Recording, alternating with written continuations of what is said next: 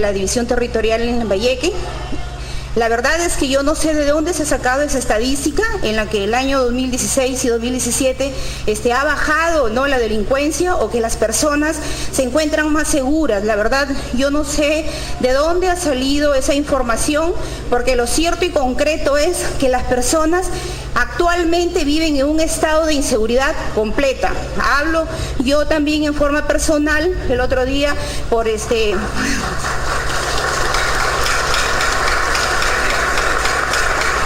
Gracias. Recientemente mi persona también ha sido víctima de un hurto, ¿no? Aquellos acciones en que las personas no te causan ninguna lesión, no te sacan un cuchillo, no te sacan un revólver, pero sin embargo te jalan tu cartera. ¿Y dónde? Acá por las Musas. Entonces me jalaron la cartera, obviamente no voy a poner en riesgo mi integridad física. Llegan en una moto, ¿no? Uno baja, la moto te espera en una esquina, ¿no? Y te jalan la cartera y se van a la fuga. Yo la verdad me quedé un poco asustada, pero camino a una cuadra y yo veo, había un patrullero de la policía. Yo me pregunto, ¿qué hace un patrullero ahí? ¿Qué estaban haciendo? Estaban escribiendo en el celular, estaban conversando. Entonces, esas son las consecuencias de que no atienden al usuario, no atienden al público, no atienden al ciudadano de a pie. Es más, yo siempre veo las personas que son los policías que están en las motos, están conversando o están escribiendo WhatsApp. Ahora muchos policías son jóvenes, entonces paran ahí entretenidos y no cuidan la ciudad.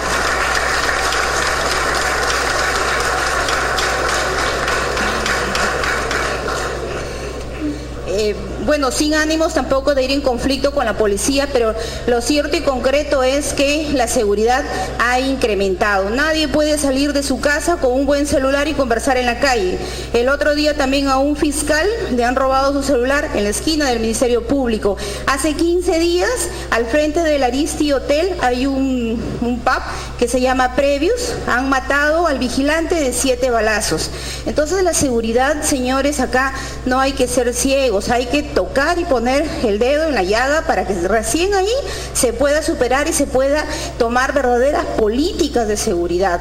Ahora, nosotros como Ministerio Público siempre actuamos ante la comisión de un delito. Como decía el jurista alemán Gunther Jacobs, el derecho penal no sirve para prevenir ningún delito. Las leyes penales se aplican después que se mató, después que se robó, después que te lesionaron.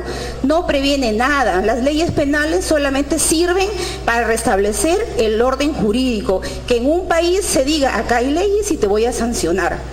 Ahí intervenimos nosotros y ahí en esos momentos es donde se ve el déficit que hay en las instituciones públicas. Por ejemplo, les pongo un ejemplo en la Fiscalía.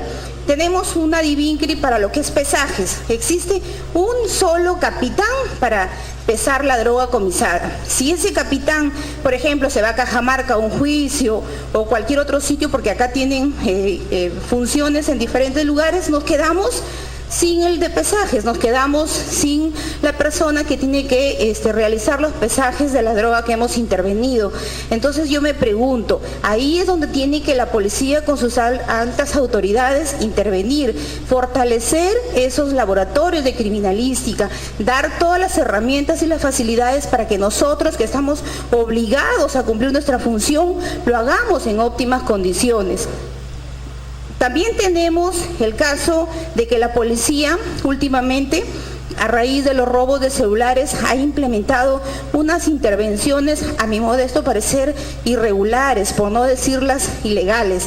Una persona está caminando por la calle, le piden su celular, ¿no? Y hacen un acta. ¿Y qué ponen en el acta? Se encontró a la persona Juan Pérez en una actitud sospechosa. Entonces, esa persona no se encuentra realizando ningún delito, ni se encuentra al lado de un robo o de una muerte, no. Es una intervención de una persona que está en la calle caminando. Yo me pregunto, si a mí me piden mi celular la policía, yo no tengo por qué darle. Eso se tiene que, de cierta manera, fundamentar un poco más. No se puede hacer ese tipo de intervenciones. La Fiscalía se ha llenado de procesos de receptación agravada. ¿Por qué? Porque el policía pide el celular al ciudadano que está está caminando, entra al sistema de Ociptel y ahí dice que está robado o hurtado, pero esa es una información relativamente que no tiene mucho sustento porque no se sabe dónde se robó, no se sabe quién es el propietario del chip o del SIM. Entonces esas cosas tenemos que superarlos. Yo cuando investigo llamo al policía, le pido información cómo es que se intervino, ¿no?, en la diligencia, y muchos de los policías me dicen: doctora, la verdad que el operativo estuvo a cargo de un capitán o de un mayor, yo solamente firmé el acta. Entonces esas cosas tenemos que superarlas porque puede ser nuestros hijos que sean intervenidos de esa manera, ¿no? Entonces no nos va a gustar. Finalmente,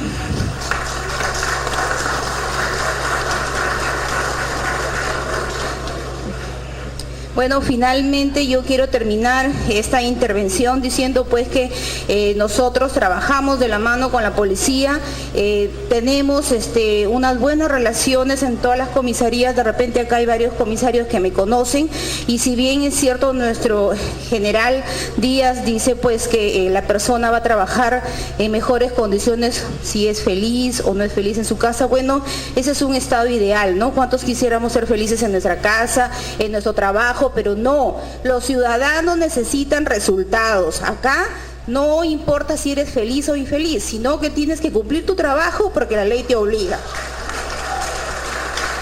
Gracias. Muchas gracias, doctora Aide Bravo Chávez, fiscal provincial penal, en representación de la fiscal decana del Ministerio Público. Pasamos a la etapa de los señores congresistas.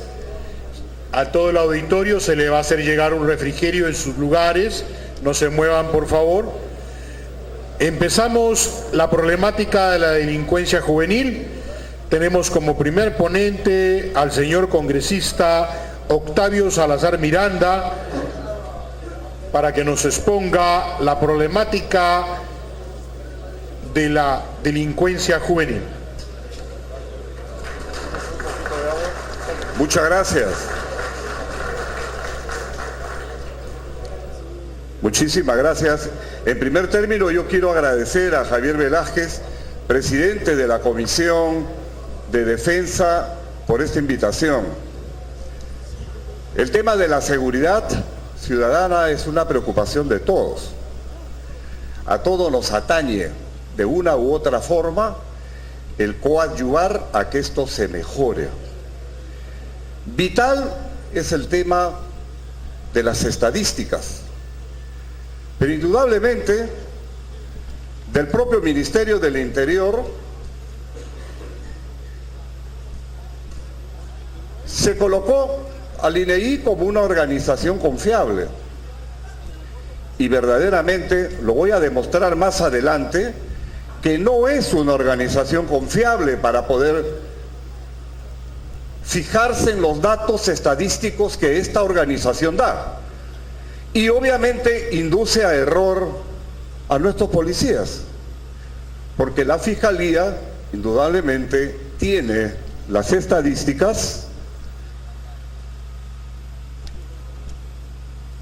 permanentemente de los datos que vienen informando todas y cada una de las fiscalías que conforman la Fiscalía de la Nación aquí en el departamento de Lambayeque. En primer término, pasamos por favor, no sé si se puede apagar la luz para poder apreciar. Muchísimas gracias.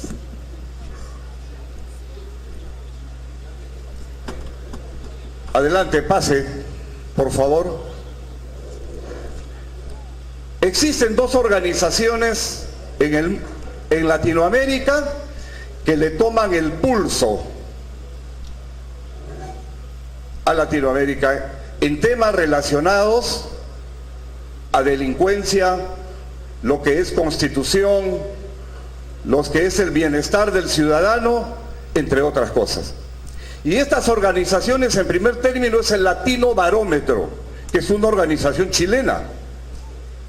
Es una organización chilena que vamos a ver el cuadro histórico de lo que significa la victimización en el Perú. Ahí podemos apreciar lo siguiente. ¿Ha sido usted víctima de un delito? Le preguntan a los ciudadanos peruanos desde 1995 hasta la fecha. Y en el año de 1995 podemos nosotros apreciar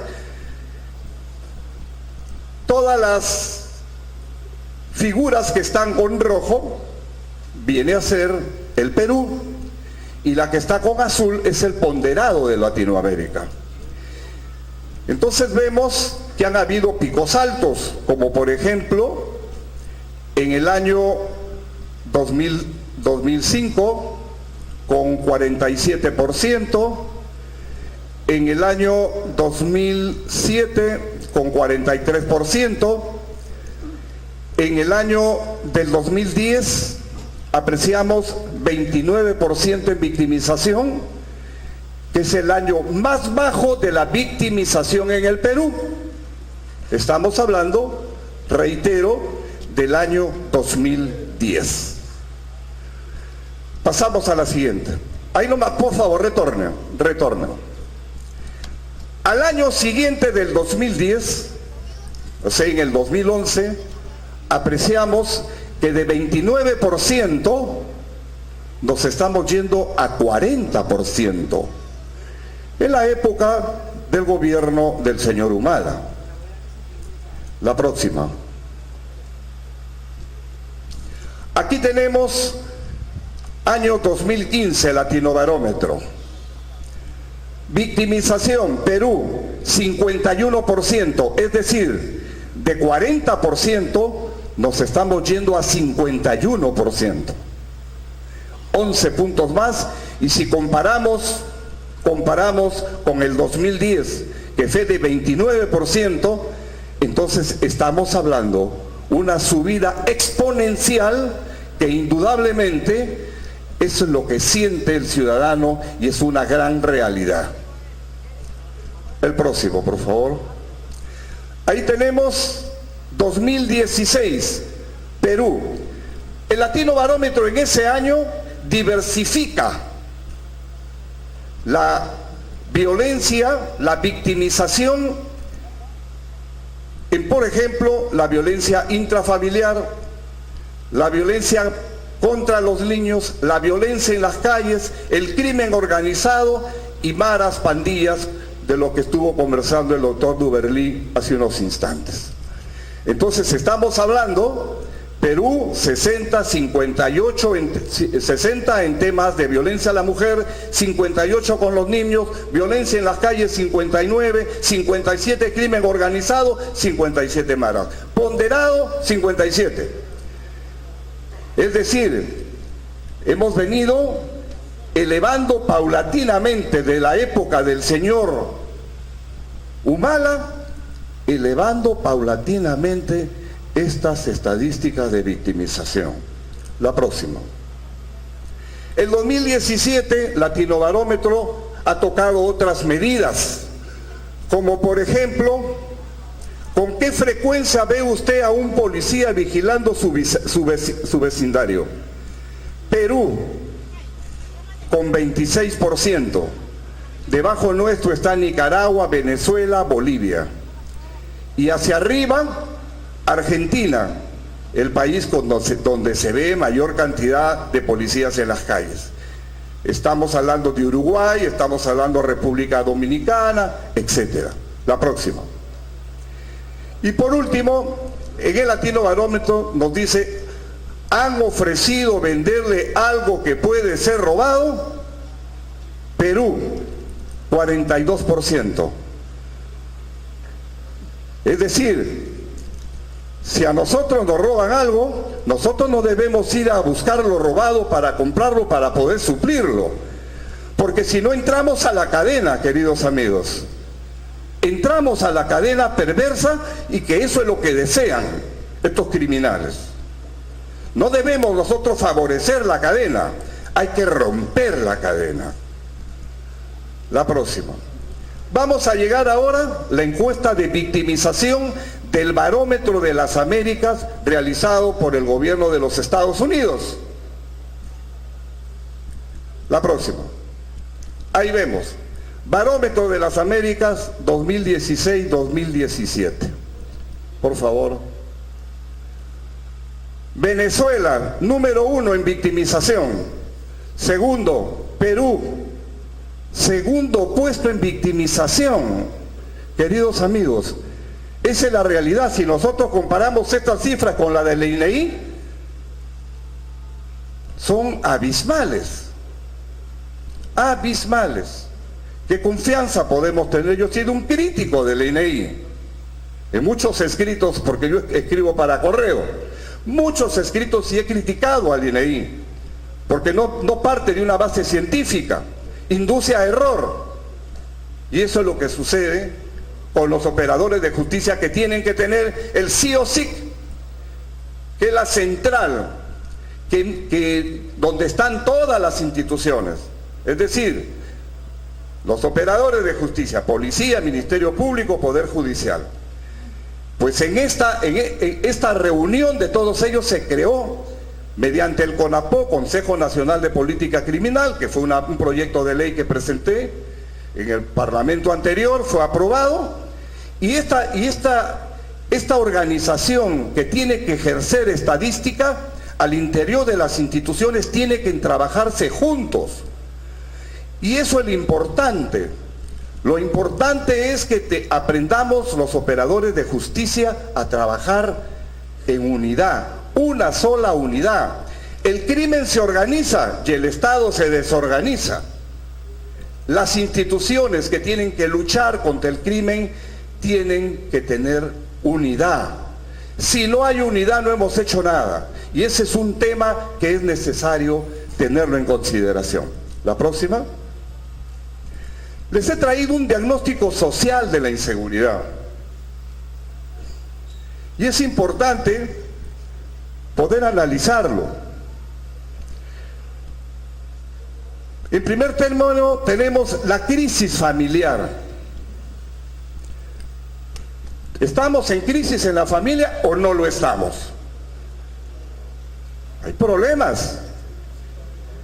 Hay problemas. No nos escudemos todos en la policía, en el Ministerio Público, en el Poder Judicial. Hay problemas. Y las cosas hay que decirlas aunque nos duela. ¿Qué tenemos ahí? Abandono de padres. El otro día escuché una señora: estoy llamando a la policía buscándolo a mi hijito de 1 año, se me ha perdido. ¿De 1 año que se le haya perdido a una persona que es consciente que esa criatura depende de ella? Entonces, señores, aquí hay cosas que tenemos que cambiar en la sociedad. La ausencia de padres, otro tanto. Violencia física, psicológica, lo que estamos apreciando en los hogares. Todos los días hay problemas entre esposo, la esposa, los hijos. Cada uno está por su lado. En los hogares donde existe el dinero, los hijos, ahí vemos en la televisión, en las playas, ese problema o ese grave problema que hay al interior de los hogares, donde cada hijo, 14 años, 15 años, tomando licor, whisky, bueno, puede tomar el whisky, seguramente, porque tienen el dinero, o el papá les da, o le sacarán al papá sin que él se dé cuenta, pero estamos viendo eso. Situación económica, desempleo y subempleo. ¿Hay oportunidades para todos? No hay oportunidades. Y ahí está el tema. Nos faltan oportunidades. ¿Por qué los jóvenes ingresan al mundo criminal rápidamente? Punto 1, porque indudablemente la crisis familiar, pero las coadyuvantes el tema, la situación económica. Porque este joven lo que hace es ir a buscar, ver la manera como poder subsistir, porque desde chico ya los están sacando. Y lo que se ha dicho acá que es una gran verdad, que los padres muchas veces no queremos reconocer el problema que tenemos adentro. ¿Y saben por qué? Porque no conversamos. Los padres tenemos que conversar, hablar mucho con ellos, orientarlos, que vea que hay una autoridad, no con el golpe, sino que vea que hay una autoridad mediante el diálogo, el amor, el cariño, y que sepan ellos que el fruto de ese amor, ellos han nacido. Y no que se vea, no, sí, tuve mi hijo porque me falló la regla, no, que tuve mi hijo porque en realidad, pues ya, ¿qué voy a hacer? Pues, entonces, señores, tenemos que ser responsables. Educación, como muy bien se ha dicho acá, un factor importante. Hay abandono, deserción en los colegios. ¿Van todos? ¿No van? ¿Los padres se preocupan de ir a ver cómo está el hijo? ¿Si ha ido al colegio? ¿No ha ido al colegio? No van, señores. Hay un número importante de padres que sí se preocupan, pero hay un número también muy importante que los padres no se preocupan. Incremento de la delincuencia, trasvase de la violencia. ¿Cuál es la trasvase de la violencia? Del terrorismo. Eso ha quedado en las mentes de todos y cada uno de los ciudadanos. La violencia. Y estamos todos los días en la violencia, señores. Hasta nosotros también los políticos debemos bajar un poco el sonido a este tema de la violencia en los diálogos, en los debates que se realizan en el propio Parlamento de la República. Tiene necesariamente que haber una razón, toma de razón para poder evitar que estas cosas se vayan saliendo fuera del contexto. Tenemos nosotros consumo de drogas. El consumo de drogas ya vemos que se ha extendido. Ahora estamos hablando de que la marihuana también tenemos que levantarla. Obviamente que esto va a generar mayor cantidad de jóvenes fármacodependientes.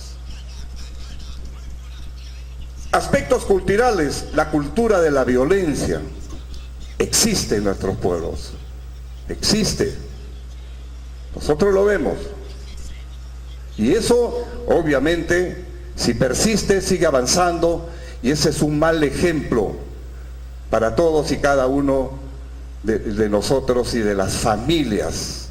Hay que aplicar el ejemplo, no el golpe, más bien el ejemplo, para que vean que somos padres ejemplares y nuestros hijos nos sigan en esa corriente, porque ellos están convencidos que sí somos un ejemplo para ellos. Tenemos factores psicológicos, el estrés, la angustia, las inclinaciones violentistas y destructivas. Existe. Ahí tenemos Sendero Luminoso, todo lo que está dejando, todo lo que está en estos momentos en ciernes. Y la preocupación de Sendero Luminoso indudablemente que nos debe llamar la atención. Acaba de salir una fotografía en la que están en el Brain, bien abrazados, personas del nacionalismo con uniforme camuflado, y que están los de Sendero Luminoso abrazados, dándose la mano y todos bien armados hasta los dientes. Ya que nos están mostrando con esa foto.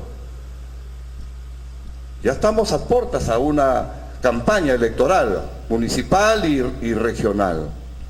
Y entonces, y no queda ahí, porque hay un grupo de peruanos que se fueron a estudiar afuera, se fueron a Irán a estudiar el Islam, y cuando han regresado han creado el Israelán. Y esta organización también acaba de hacer un pacto con Sendero Luminoso. Entonces, señores, vivimos en un país complejo, con amenazas, y necesitamos un Estado fuerte, no tembloroso, fuerte. Un Estado que respete derechos, pero que también haga cumplir las leyes. Y otros factores, tenemos la readaptación penitenciaria, que se ha hablado tanto y que es tan importante, muchas gracias. La legislación ineficaz, la corrupción, las malas influencias, el medio hostil en la que se desarrollan, la oportunidad propicia para robar, que son también temas. Este cuadro es muy importante, que nos explica el tema del diagnóstico. Muy bien, vamos rápidamente a hacer una descripción sobre el tema de la delincuencia juvenil. ¿Qué está pasando en los últimos años? Se está incrementando la delincuencia juvenil. Al no tener hoy en día, al interior de nuestros hogares, la responsabilidad de nosotros los padres, de no estar detrás en la formación de nuestros hijos, entonces obviamente esto se va desplegando hacia el crimen. Los chicos, para poder sobrevivir, vivir, entonces utilizan el crimen como un medio. Por ello, obviamente, que está aumentando. La próxima. Existen dos modalidades para la reinserción del adolescente infractor, así se le denomina. El cerrado, que es el internamiento del adolescente infractor en los centros juveniles de rehabilitación. Y el abierto, que es mediante la intervención de medidas sociales-educativas y que no es con internamiento, sino es durante el día y por horas que los jóvenes acuden. La próxima. Tenemos 60% de nuestras instalaciones en el Perú son de medios cerrados y un 40% de medios abiertos. Ahí tenemos este cuadro que es muy importante para que podamos ubicar a Lambayeque. Lambayeque está en el puesto 12. Lambayeque en el puesto número 12, con 100 jóvenes infractores. Primero está Lima con 1163, segundo está La Libertad con 301 y Lambayeque está con 100. Los que tienen menor cantidad de menores en estos temas de criminalidad es Tacna, con 10 jóvenes. Yendo hacia arriba, Moquegua, que tiene 12. La próxima.